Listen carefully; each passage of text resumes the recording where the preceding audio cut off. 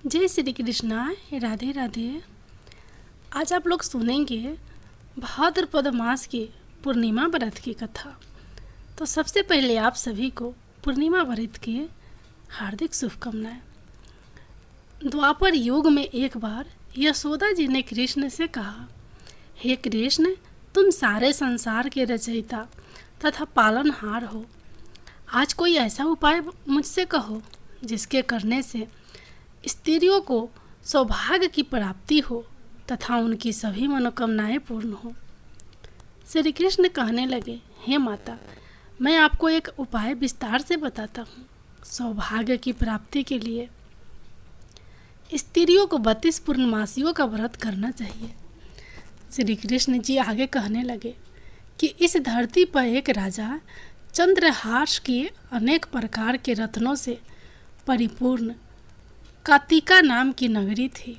वहाँ पर धनेश्वर नाम का एक ब्राह्मण था और उसकी स्त्री अति सुशील एवं रूपवती थी। दोनों ही उस नगरी में बड़े प्रेम के साथ रहते थे।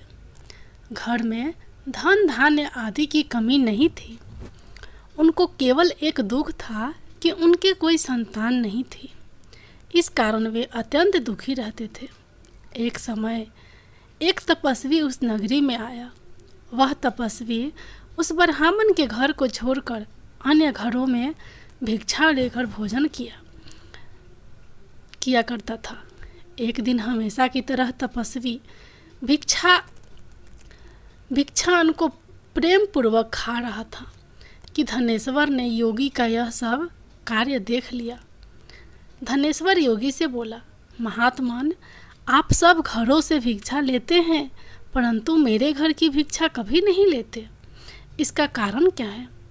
योगी ने कहा कि निसंतान के घर की भीख पतितों के अन्न के तुल्य होती है और जो पतितों का अन्न खाता है वह भी पतित हो जाता है। चूँकि तुम निसंतान हो अतः पतित हो जाने के भय से मैं तुम्हारे घर की भिक्षा नहीं लेता हूँ। धनेश्वर यह बात सुनकर अपने मन में बहुत दुखी हुआ और हाथ जोड़कर योगी के पैरों पर गिर पड़ा तथा कहने लगा, हे महाराज, यदि ऐसा है तो आप मुझको पुत्र प्राप्ति का उपाय बताइए। आप सर्वज्ञ हैं, मुझ पर अवश्य ही कृपा कीजिए। मैं पुत्र ना होने के कारण अत्यंत दुखी हूँ। आप मेरे इस दुख का हरण करें। आप समर्थवान हैं। यह सुनकर योगी कहने लगे, हे ब्राह्मण, तुम चंडी की आराधना करो। घर आकर उसने अपने स्त्री से सह वृत्तांत कहा और स्वयं तप के निमित्त वन में चला गया। वन में जाकर उसने चंडी की उपासना की और उपवास किया। चंडी ने 16वें दिन उसको सपने में दर्शन दिया और कहा, हे धनेश्वर, जा, तेरे पुत्र होगा, परंतु यह 16 वर्ष की आयु में ही मृत्यु को प्राप्त हो जाएगा। यदि तुम दोनों स्त्री पुरुष 32 पूर्णमासियों का व्रत विधि पूर्वक करोगे तो वह दीर्घ आयु होगा। प्रातःकाल होने पर इस स्थान के समीप ही तुम्हें एक आम का वृक्ष दिखाई देगा। उस पर चढ़कर एक फल तोड़कर शीघ्र अपने घर चले जाना। अपनी स्त्री को खिला देना। ऋतु स्नान के पश्चात वह स्वच्छ होकर श्री शंकर जी का ध्यान करके उस फल को खा लेगी। तब शंकर भगवान की कृपा से उसको गर्भ हो जाएगा। जब वह ब्राह्मण प्रातःकाल उठा तो उसने उस स्थान के पास ही एक आम का वृक्ष देखा जिस पर एक अत्यंत सुंदर आम का फल लगा हुआ था। धनेश्वर वृक्ष पर चढ़ गया और उसने एक अति सुंदर आम का फल देखा। ब्राह्मण ने जल्दी से उस फल को तोड़कर अपनी स्त्री को ला कर दिया और उसकी स्त्री ने अपने पति के कथा अनुसार उस फल को खा लिया और वह गर्भवती हो गई। देवी जी की असीम कृपा से उसे एक अत्यंत सुंदर पुत्र उत्पन्न हुआ जिसका नाम उन्होंने देवी दास रखा। माता पिता के हर्ष के साथ वह बालक बढ़ने लगा। भवानी की कृपा से वह बालक बहुत ही सुंदर, सुशील और पढ़ने में बहुत ही निपुण हो गया। दुर्गा जी की आज्ञा अनुसार उसकी माता ने 32 पूर्णिमासी का व्रत रखना शुरू कर दिया, जिससे उसका पुत्र बड़ी आयु वाला हो जाए। 16वां वर्ष लगते ही देवीदास के माता पिता को चिंता हुई कि कहीं उनके पुत्र को इस वर्ष मृत्यु न हो जाए। इसलिए उन्होंने अपने मन में विचार किया कि यदि यह दुर्घटना उनके सामने हो गई तो वे कैसे सहन कर सकेंगे। इसलिए उन्होंने देवीदास के मामा को बुलाया और कहा कि हमारी इच्छा है कि देवीदास 1 वर्ष तक काशी में जाकर विद्या अध्ययन करे, इसलिए साथ में तुम चले जाओ और 1 वर्ष के पश्चात इसको वापस लौटा लाना। सब प्रबंध करके उसके माता पिता ने काशी जाने के लिए देवीदास को एक घोड़े पर बैठाकर उसके मामा को उसके साथ भेज दिया। धनेश्वर ने सपत्नी अपने पुत्र की मंगल कामना तथा दीर्घायु के लिए भगवती दुर्गा की आराधना और पूर्णमासियों का व्रत करना शुरू कर दिया। इस प्रकार बराबर 32 पूर्णिमासी का व्रत पूरा किया। कुछ समय पश्चात मामा और भांजा मार्ग में रात्रि बिताने के लिए किसी ग्राम में ठहरे हुए थे। उस दिन उस गांव में एक ब्राह्मण की अत्यंत सुंदर, सुशील और गुणवती कन्या का विवाह होने वाला था।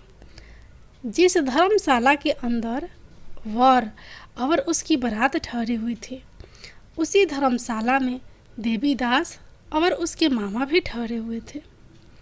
संयोगवश कन्या को तेल आदि चढ़कर मंडप आदि का कृत्य किया गया तो लगन के समय वर को धूनवार्थ हो गया।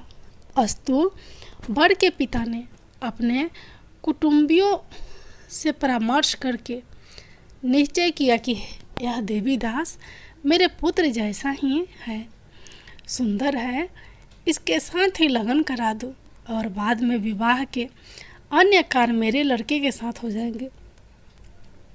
ऐसा सोचकर देवीदास के मामा से जाकर बोला कि तुम थोड़ी देर के लिए अपने भांजे को हमें दे दो, जिससे वो विवाह के लगन का सब कृत्य सुचारू रूप से हो सके। तब उसका मामा कहने लगा कि जो कुछ भी मधुपर्क आदि कन्यादान के समय वर को मिले वह सब हमें दे दिया जाए तो मेरा भांजा इस बारात का दूल्हा बन जाएगा। यह बारात वर के पिता ने स्वीकार कर लेने पर उसने अपना भांजा वर बनने को भेज दिया और उसके साथ सह विवाह कार्य रात्रि में विधि पूर्वक संपन्न हो गया। पत्नी के साथ वह भोजन न कर सका और अपने मन में सोचने लगा कि न जाने यह कैसी स्त्री होगी। वह एकांत में इसी सोच में पड़ गया तथा उसकी आंखों में आंसू भी आ गए। तब वधू ने पूछा कि क्या बात है, आप इतने दुखी क्यों हो रहे हैं। तब उसने सब बातें जो वर के पिता व उसके मामा में हुई थी उसको बतला दिए। तब कन्या कहने लगी कि यह ब्राह्मण विवाह के विपरीत हो कैसे सकता है। देव ब्राह्मण और अग्नि के सामने मैंने आपको ही अपना पति बनाया है, इसलिए आप ही मेरे पति हैं। मैं आपकी ही पत्नी रहूंगी, किसी अन्य की कदापि नहीं। तब देवीदास ने कहा, ऐसा मत करिए, क्योंकि मेरी आयु बहुत थोड़ी है। मेरे पश्चात आपकी क्या गति होगी। इन बातों को अच्छी तरह विचार लो। परंतु वह दृढ़ विचार वाली थी। बोली कि जो आपकी गति होगी वही मेरी गति होगी। हे स्वामी, आप उठिए और भोजन करिए, आप निश्चय ही भूखे होंगे। इसके बाद देवीदास और उसकी पत्नी दोनों ने भोजन किया तथा शेष रात्रि में सोते रहे।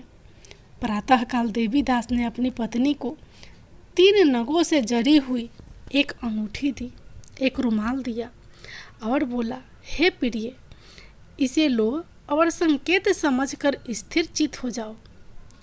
यदि मैं जीवित रहा तो अवश्य वापस आऊँगा, अन्यथा समझ लेना मेरी मृत्यु हो गई है। यह समझाकर वह चला गया। प्रातःकाल होते ही वहाँ पर गाजे बाजे बजने लगे और जिस समय विवाह के कार्य समाप्त करने के लिए वर तथा सब बाराती मंडप में आए तो कन्या ने वर को भली प्रकार से देखकर अपने पिता से कहा कि यह मेरा पति नहीं है, मेरा पति वही है जिसके साथ रात्रि में मेरा विवाह परिग्रहण हुआ था। इसके साथ मेरा विवाह नहीं हुआ है।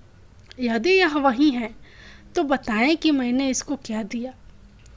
मधु पर्क और कन्यादान के समय जो मैंने भूषण आदि दिए थे उन्हें दिखाए तथा रात में मैंने क्या गुप्त बातें कही थी वह सब सुनाए। पिता ने उसके कथा अनुसार वर को बुलवाया। कन्या की यह सब बातें सुनकर वह कहने लगा कि मैं कुछ नहीं जानता। इसके पश्चात लज्जित होकर वह चला गया और सारी बारात भी अपमानित होकर वहाँ से लौट गई। इस प्रकार देवीदास काशी चला गया। जब कुछ समय बीत गया तो काल के प्रेरित होकर एक सर्प रात्रि के समय उसको डसने के लिए वहाँ पर आया, परंतु व्रत के प्रभाव से उसको काट न पाया, क्योंकि पहले ही उसकी माता ने 32 पूर्णिमा का व्रत कर रखा था। इसके बाद मध्याह्न के समय स्वयं काल वहाँ पर आया और उसके शरीर से उसके प्राणों को निकालने का प्रयत्न करने लगा, जिससे वह मूर्छित होकर पृथ्वी पर गिर पड़ा। भगवान की कृपा से उसी समय पार्वती जी के साथ श्री शंकर जी वहाँ पर आ गए। उसको मूर्छित दशा में देखकर पार्वती जी ने भगवान शंकर से प्रार्थना की कि हे महाराज, इस बालक की माता ने पहले 32 पूर्णिमा का व्रत किया था, जिसके प्रभाव से इसका मृत्यु दोष कट गया। भवानी के कहने पर भक्त वत्सल भगवान शिव जी ने उसको प्राण दान दे दिया। इस व्रत के प्रभाव से काल को भी पीछे हटना पड़ा और देवीदास स्वस्थ होकर बैठ गया। उधर उसकी स्त्री उसकी प्रतीक्षा किया करती थी। जब 16वां वर्ष व्यतीत हो गया तो देवीदास भी अपने मामा के साथ काशी से चल दिया। इधर उसके ससुर उसको ढूंढने के लिए अपने घर से जाने वाले ही थे कि वह दोनों मामा भांजा वहाँ पर आ गए। उसको आया देखकर उसका ससुर बड़ी प्रसन्नता के साथ अपने घर में ले गया तथा बाद में खूब धन के साथ अपनी पुत्री को उसके साथ विदा किया। श्री कृष्ण जी कहने लगे, इस प्रकार धनेश्वर 32 पूर्णिमाओं के व्रत के प्रभाव से पुत्रवान हो गया। जो भी स्त्रियां इस व्रत को करती हैं वह जन्मांतर में वैधव्य का दुख नहीं भोगती और सदैव सौभाग्यवती रहती है। यह मेरा वचन है, इसमें कोई संदेह नहीं। यह व्रत प्रुत पत्रों को देने वाला तथा संपूर्ण मनोकामनाओं को पूर्ण करने वाला है। 32 पूर्णिमाओं के व्रत करने से व्रती की सभी इच्छाएं भगवान शिव जी की कृपा से पूर्ण हो जाती है। जय भोलेनाथ, जय माता पार्वती, जय